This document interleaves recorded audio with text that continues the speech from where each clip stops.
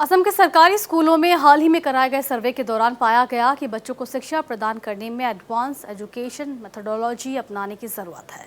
खासकर गणित और विज्ञान विषय को लेकर बच्चों में रुझान लाने के लिए उन्नत शिक्षा पद्धति अपनाने की आवश्यकता है।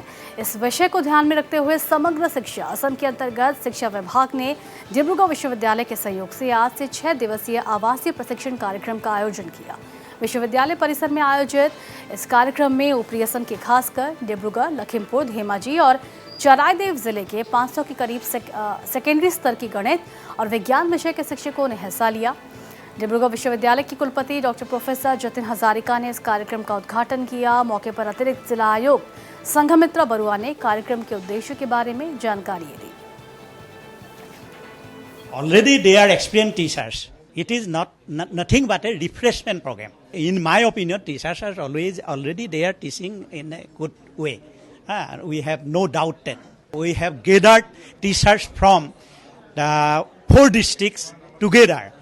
They can interact with each other, and this is not just a like classroom teaching type. This is an interaction program, two-way from teachers. Teachers means resource person, as well as from their feedback. We are going to conduct this workshop, 6 days workshop. This workshop is in every sphere.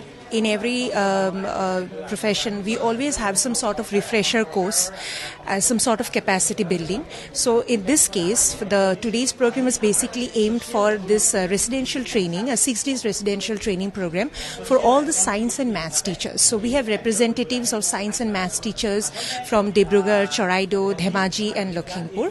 We have a number of key resource persons who are going to give them the training.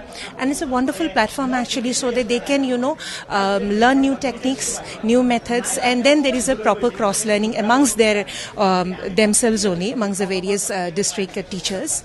So I think that will be very beneficial once they go back to their respective schools, and that would help them in imparting, when they impart classes to their students also.